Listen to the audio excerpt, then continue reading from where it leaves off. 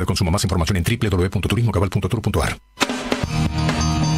Somos Radio AM530.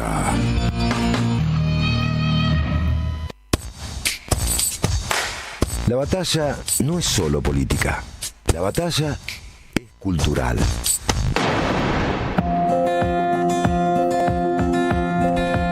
...26, nos queda un rato, en un rato más adelante, más cerca de las 4, vendrá la marcha 2426, hoy 10 de octubre, de Madres de Plaza de Mayo, Demetrio Iramaín, Toto de Bedia, Javier Arjona y Carmen Arias harán uso de la palabra en esta complejísima realidad política, social, económica y ética de la Argentina. Respecto a la ética, Pablo Hacker nos había propuesto una descripción de cómo fue el asunto ayer del voto a favor del veto de Milei en la Cámara de Diputados. Vamos a hacer una aproximación, porque daría para mucho rato. Recordemos, son 84 las voluntades que permitieron reafirmar el veto. Y más de 160... 160 que estaban, digamos, en contra del veto, o sea, ratificando la ley. Más lo que no votaron por distintas razones. Bueno, exactamente. Hay muchos casos. Se sabía que el PRO, después de la orden que dio Mauricio Macri, iba a votar mayoritariamente. No fueron todos igual los que apoyaron el veto, pero con esa voluntad, esas más de 30 votos, fue justamente lo que permitió apalancar a la Libertad Avanza, que hay que decirlo, tiene una cámara reducida, pero a través de francos, a través de Martín Menem, que hoy mismo tuiteó agradeciendo al PRO por el acompañamiento en el Congreso, han logrado tener una minoría que puede hacer estas cuestiones, porque recordemos, para refrendar un veto, o sea, para reafirmarlo, el veto, hace falta no los 2/3, sino 1/3. Entonces, bien, ahí hay un tema de reglamento de la Cámara de Diputados, un reglamento que es oprobioso, ¿no? Pero no solo fueron los votos del PRO y de la Libertad Avanza, sino también con esos no alcanzaba. Esos eran predictibles, digamos. Uno podía predecir que van a votar en bloque. Hacía falta sumar voluntades, adquirir voluntades, comprar voluntades, alquilar voluntades radicales o peronistas más independientes. Y entonces ahí tenemos un cóctel de elementos que es el que más llame la atención, ¿no? Y bueno, ahí, tal como lo refleja Cristina Kirchner en un tuit de hoy, Jalil y Jaldo son los que contribuyeron desde el Espacio Nacional y Popular a ratificar el veto. O sea, son los gobernadores de Tucumán y Catamarca. Exactamente, que aportaron, en un caso del tucumano, 3 de sus diputados votaron con el gobierno, y en el caso del catamarqueño evitó que una legisladora baje al recinto. O sea, al momento de votar, esa legisladora no bajó al recinto. Cristina lo dice en su tuit, el veto y el voto, y explica que de los 99 diputados y diputadas que conforman el bloque de Unión por la Patria, 98 cumplieron con el mandato del voto, que los llevó a ocupar una banca representando al pueblo. Y explica claramente lo que ya había dicho en su carta del día martes, si mal no recuerdo, que es esto de cómo se ha torcido el rumbo en el peronismo, y cómo también lo que especifica allí es las urgencias y necesidades que tienen muchos gobernadores en función de una asfixia financiera que hace el gobierno nacional. Termina, y no es una justificación, pero termina obligando en un punto a los gobernadores a jugadas que son un tanto oscuras y que dan vuelta los propios pensamientos de los diputados.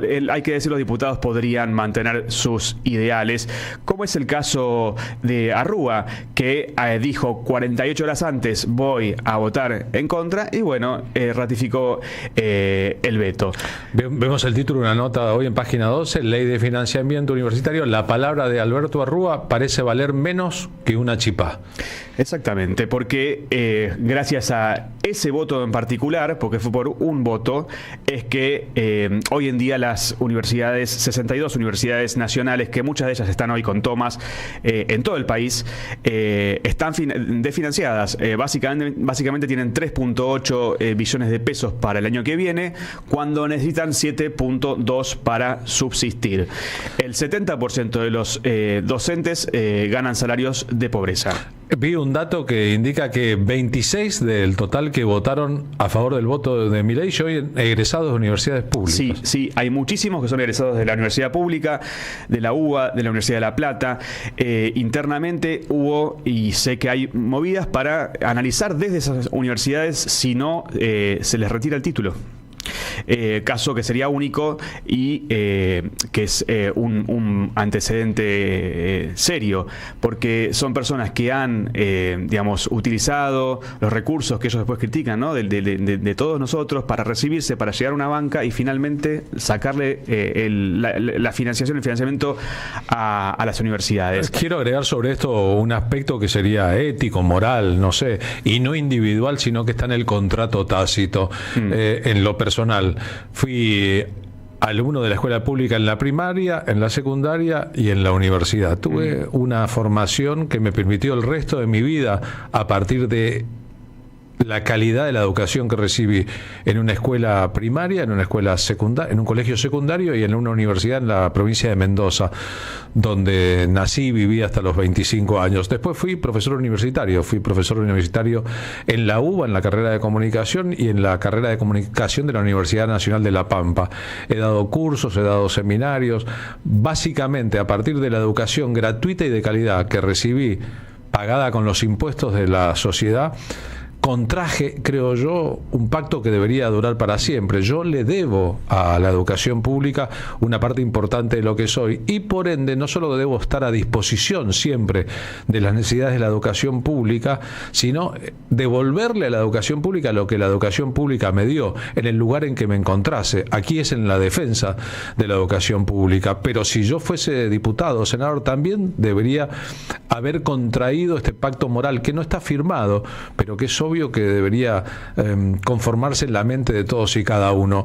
Los que van a educaciones privadas, los que porque no tienen otro remedio que hacerlo, porque viven en lugares donde no existen las carreras, los que estudian en las grandes universidades de Estados Unidos con honorarios altísimos, con cifras altísimas de mensualidad para poder cursar, etcétera, etcétera, contraen otro pacto que es económico. Una vez que se reciben, tienen que terminar de pagar la carrera, y muchas veces trabajan para las propias universidades o los grupos que financian las universidades. Es decir, hay compromisos, uno no se puede descomprometer cuando ha pasado por una casa de estudios de los pactos preexistentes, y me parece que en este sentido aquellos que, habiendo sido formados por la universidad pública, las desfinancian, merecen el más absoluto de los repudios. Son peores que los otros, por supuesto, porque estaban y estarían de este lado y sin embargo trabajan para el otro lado. Claro, o sea, bueno, se recibieron, como dijiste vos, estudiaron, gracias a todos que hacemos un esfuerzo, y además es un pacto que digamos,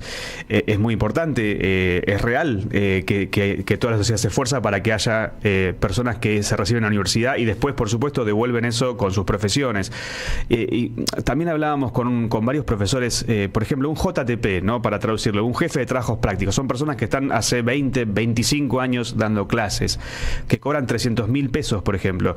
Son sueldos de miseria, y el discurso es, pero no pueden cobrar más que un médico. Lo escuchaba a Sturzenegger decir, pero mañana le aumentamos a los docentes, pasado a los médicos, y claro, por supuesto. Eso es lo que se está esperando, que se le aumente el sueldo a las personas que dan su vida para, por ejemplo, formar a esos médicos, formar a toda esa gente que después te va a salvar la vida, como le salvó la vida al libertario ayer el SAME, atendiéndolo después de la golpiza, por ejemplo, ¿no? Un ejemplo. Pero si querés vamos a fondo con algunos de los que cambiaron el voto. Son 18. Si me permitís, los leo. Dale, con gusto. Martín Arjol, de la UCR. En agosto votó a favor de la ley universitaria, y ahora fue insistiendo con el veto. Federico Tournier, UCR, lo mismo. Mariano Campero, de la UCR, lo mismo. Recordemos la UCR, ¿no? ¿Qué rol tiene además con la enseñanza superior y la importancia en su momento para defenderla, incluso para crearla. Incluso la conducción de la UBA y de muchos centros universitarios, digamos. Absolutamente. El panorama de la Unión Cívica Radical tras la reforma de 1918 en relación a la educación pública universitaria es un panorama de hermandad y de tutelaje. Podríamos decir que la reforma del 18 amplió el campo de lo posible en la educación, incorporando a los hijos de las clases medias. Antes los aristócratas y las familias de bien, de mucho abolengo y de mucho dinero, podían educar a sus hijos. Acá hubo un acceso de la clase media al universalizarse, y después el peronismo incorporó a los hijos de la clase trabajadora. Son 3 etapas distintas: la fundacional, la que amplió con una reforma los límites de lo posible, y la que horizontalizó el acceso a la educación. Pero que haya radicales votando en contra de la educación pública es un fenómeno que contradice los espíritus del propio partido, ¿no? Sí.